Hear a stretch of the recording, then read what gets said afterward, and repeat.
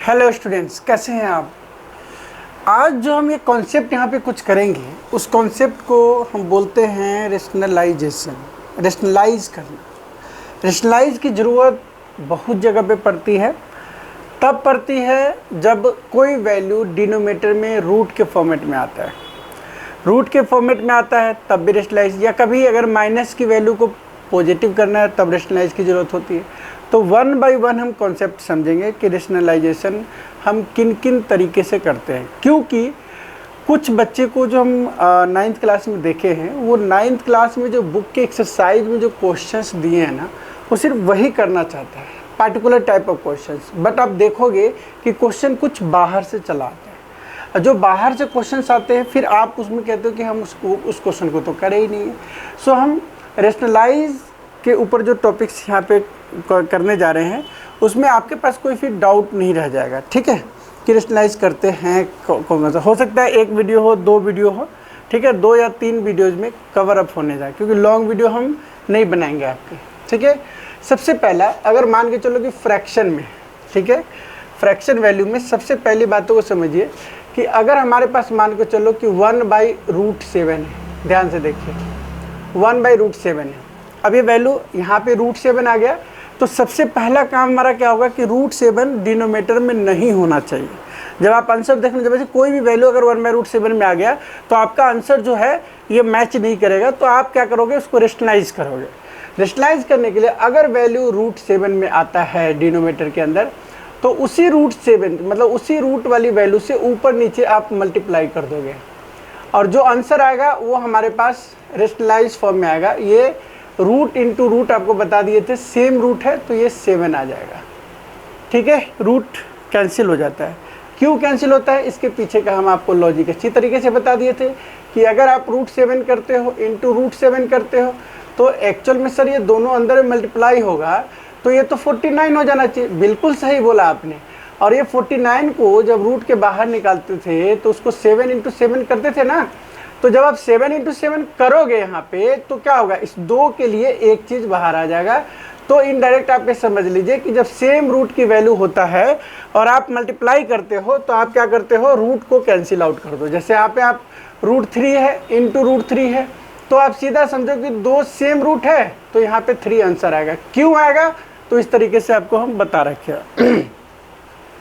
इसमें क्वेश्चंस आपका कुछ भी हो सकता है ऊपर की वैल्यू कुछ भी हो, और नीचे हमारे पास वैल्यू जो है इसके फॉर्मेट में हो, ठीक है। अब हम देख रहे हैं कि यहाँ पे नीचे डिनोमिनेटर के अंदर सेम ओनली 1 टर्म है, 2 टर्म्स नहीं है। अगर डिनोमिनेटर के अंदर 1 टर्म्स होगा, ठीक है ना, तो 1 टर्म्स के अंदर आप इस √3 को हटाना आपका मेन मकसद हो जाएगा। आप क्या करोगे, √3 से ऊपर नीचे हमने बोला है मल्टीप्लाई कर दो, क्योंकि एक ही रूट है और 1 टर्म्स है। कुछ लोग यहाँ पे 2√3 से ही करते हैं, मतलब पूरे बेस जो है डिनोमिनेटर उससे भी कर देते हैं। तो देखो उससे गलत नहीं होगा, बट क्या होगा, आपका रेंज थोड़ा सा बढ़ जाएगा। रेंज बढ़ने का मतलब समझ रहे हो, डबल हो जाएगा वैल्यू, 2 से मल्टीप्लाई हो रहा है। तो यहाँ पे आपकी वैल्यू डबल नहीं होएगा। आप देखोगे इसकी मल्टीप्लाई करने का तरीका, इससे इस दोनों में मल्टीप्लाई होगा, देख लीजिए। तो बन जाए आपके पास 2√3, और ये √3 × √3 क्या बनेगा, 3। तो आंसर हो जाएगा √3 × √3 3, तो 2 × 3, एंड दिस वन 2√3 + 3 अपॉन में 6। ये हमारा आंसर हो गया फाइनल। क्लियर हो गया। ये एक टाइप का क्वेश्चन हो गया।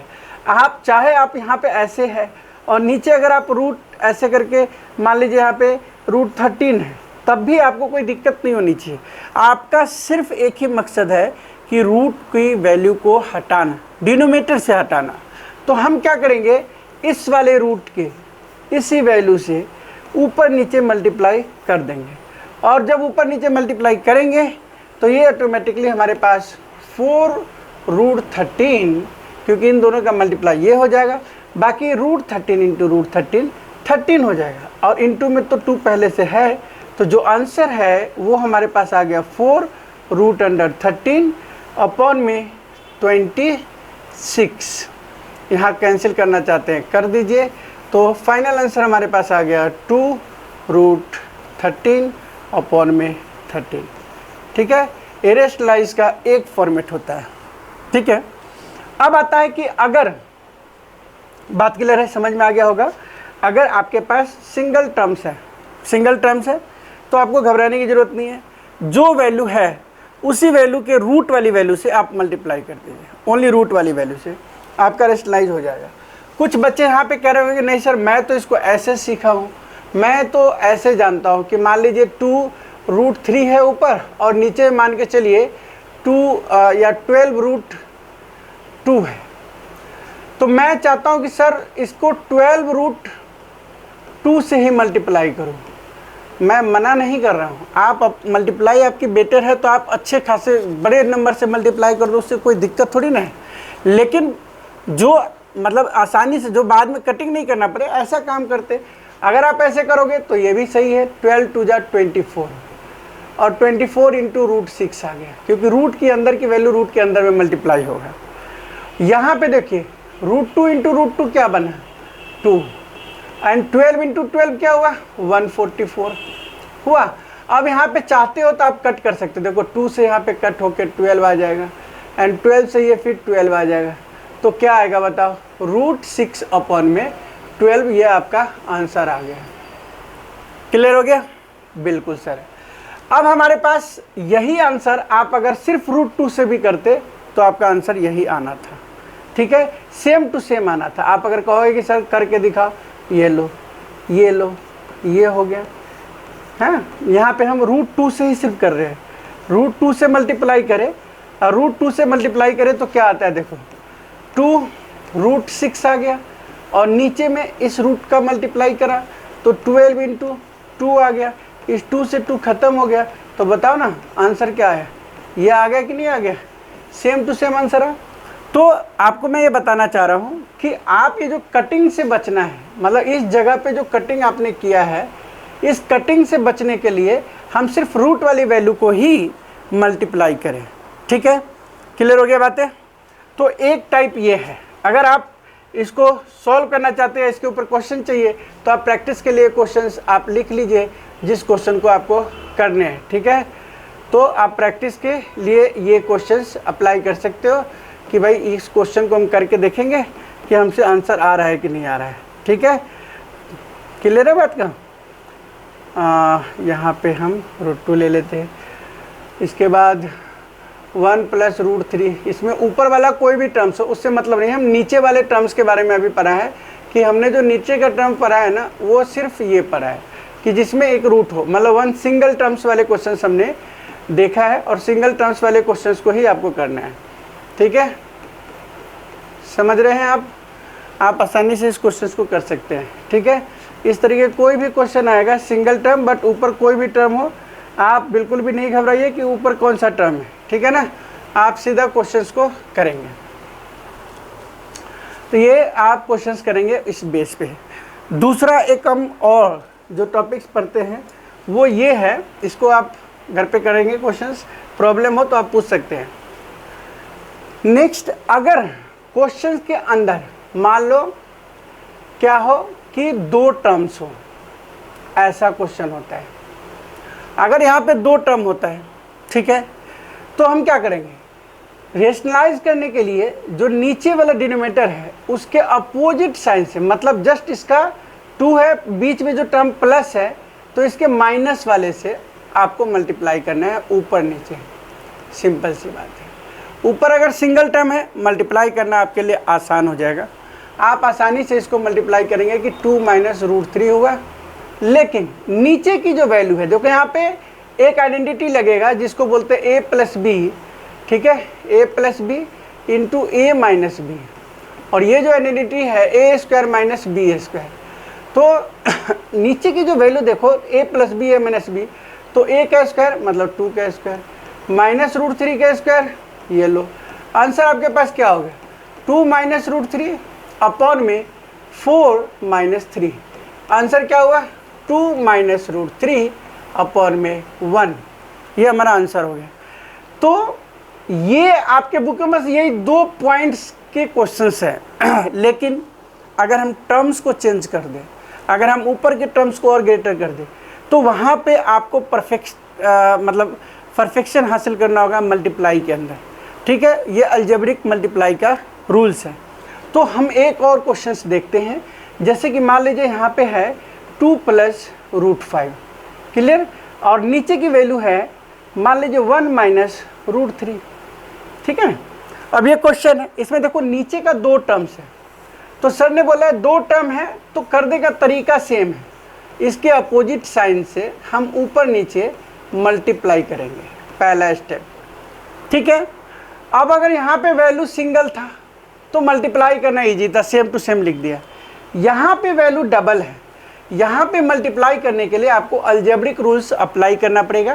क्या कि पहले इस 2 से इस दोनों में मल्टीप्लाई करते, ध्यान रखिएगा, यहाँ से ये वाला, मतलब मैंने 2 उठाया और ये वाला ब्रैकेट इसके अंदर डाल दिया,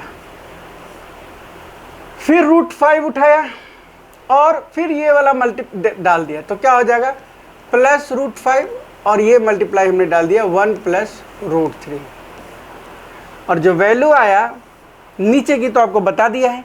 यहाँ 2 टर्म में ये फॉर्मूला फिक्स है कि a माइनस बी या a प्लस बी वाला जो फॉर्मूला है ए स्क्वायर माइनस बी ए स्क्वायर, ये बार बार लिखने की ज़रूरत नहीं है, आप डायरेक्ट यूज कर दो, तो ये हो जाएगा 1 का स्क्वायर माइनस रूट 3 का स्क्वायर, और जो भी आंसर आए वो हमारा आंसर हो जाएगा। 2 1 जा 2 प्लस 2 रूट 3, और यहाँ पे क्या हो गया रूट 5 प्लस रूट 15, नीचे की value 1 minus 3, the answer is, ये देखो लाइक टर्म नहीं है, रूट 13 है, रूट 5 है, रूट 3 है, तो आप सेम टू सेम ऐसे ही कैसे ही छोड़ देंगे, क्योंकि जब अनलाइक टर्म होता है तो आप उसका कुछ भी नहीं कर सकते किसी और वैल्यू के साथ। बिल्कुल समझ में आ गया होगा, और जो नीचे वाली वैल्यू है उसको आप रख सकते हैं।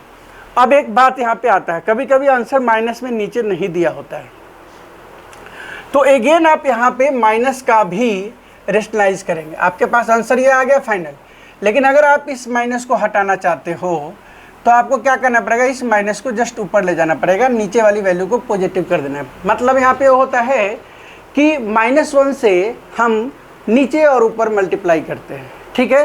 तो हमारा जो नेक्स्ट वाला वैल्यू आ जाता है, जैसे कि आपको देखना है तो यहाँ देख लो कि माइनस से हम जब अप्लाई करेंगे तो -2 आ गया, फिर -2 रूट 3 आ गया, फिर माइनस रूट 5 आ गया, है ना। सारी वैल्यू जो है ऐसे ही चेंज हो जाएगा, और यहाँ पे प्लस का माइनस हो जाएगा, रूट 13 आ गया, और नीचे की वैल्यू 2 आ गया। अब जो भी आंसर आपको ठीक लगता है वो आप लिख सकते हैं, ठीक है। ये रेशनलाइज हो गया 2 टर्म्स वाले, 2 टर्म्स, ऊपर भी 2 टर्म्स है। ऊपर की वैल्यू किसी भी टर्म में हो सकता है, 3 टर्म्स, 4 टर्म्स, 5 टर्म्स, कोई भी टर्म्स हो सकता है। उस टर्म से आप बिल्कुल भी घबराएंगे नहीं, ठीक है। अगर आप वैल्यूज़ देख के ये कहेंगे कि नहीं ये तो हमें आता नहीं, तो गलत बात है। जैसे मैं एक 3 4 वाला भी ले लेता हूँ, मान लो 3 प्लस 2 रूट 2 प्लस रूट 5, ये 3 टर्म्स है।